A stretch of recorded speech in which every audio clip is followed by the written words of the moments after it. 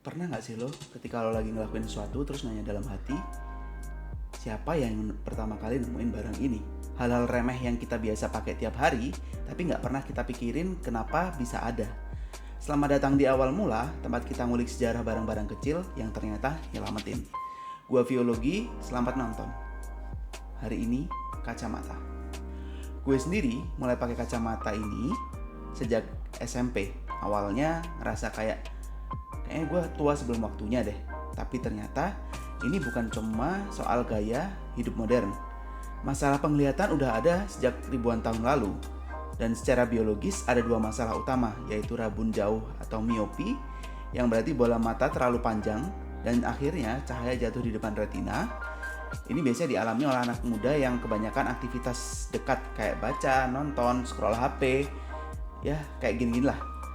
Dan rabun dekat, presbiopi, ini biasanya terjadi karena otot mata melemah karena usia, sehingga fokus objek ke dekat jadi susah. Jadi kalau misal mau baca HP itu kayak gini biasanya, agak jauh. Biasanya mulai kerasa di umur 40-an. Masalah-masalah ini dulu dianggap takdir. Tapi begitu manusia mulai ngerti cahaya dan lensa, baru muncul solusi bantu mata lewat teknologi optik. Salah satu ilmuwan pertama yang ngulik soal ini adalah Ibnu Al-Haytham dari Irak. Tahun 1021, dia nulis kitab Al-Manazir atau Book of Optics tentang pembiasan cahaya, refleksi, dan cara kerja mata manusia.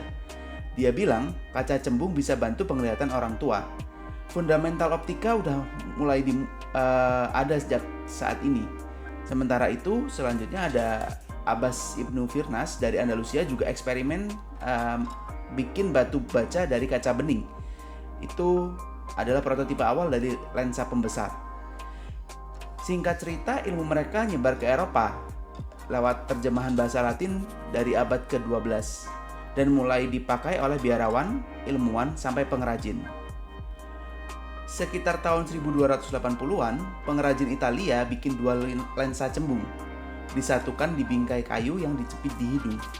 Kacamata pertama lahir masih tanpa gagang, masih dijepit. Bentuknya kayak gini nih. Kalau sekarang ada lukisan tahun 1352 bahkan nunjukin Kardinal Hugh Saint Cyr lagi baca pakai kacamata.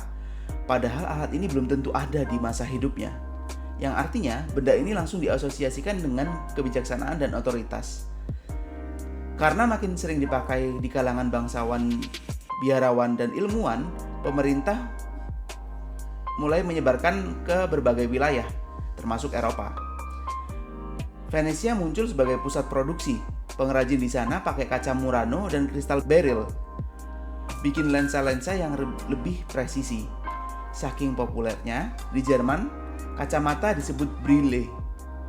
Asal katanya dari beryl, si batu kristal tadi.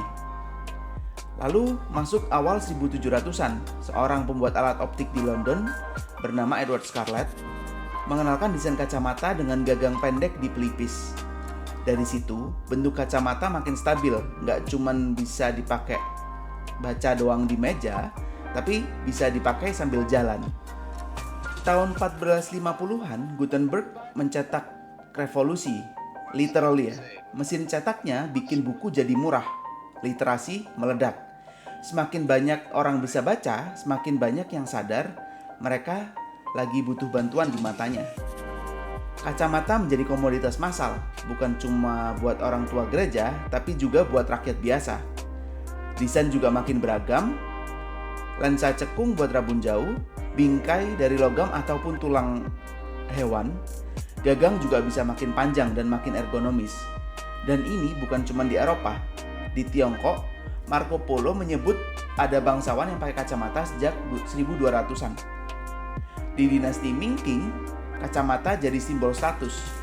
Lensa bening dipakai cuma buat gaya, bukan fungsi. Model Asia punya tali dan pemberat biar nggak jatuh dari telinga. Inovatif tapi tetap gaya lokal. Masuk ke abad 18, Benjamin Franklin kena dua masalah sekaligus, rabun dekat dan rabun jauh. Dia sering kali gonta-ganti kacamata. Kalau mau baca pakai kacamata rabun dekat, tapi kalau mau kehidupan sehari-hari pakai kacamata rabun jauh. Gonta-ganti kacamata gitu bikin capek. Akhirnya dia melahirkan solusi di mana dia menyatukan dua fungsi dalam satu bingkai. Lahirlah kacamata bifokal.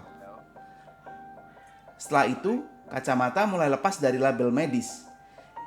Di Eropa, wanita bangsawan pakai lorgnet buat ke opera.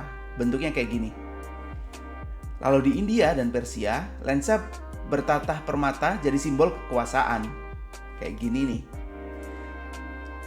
Dan mulai abad ke-20, desain makin teknis.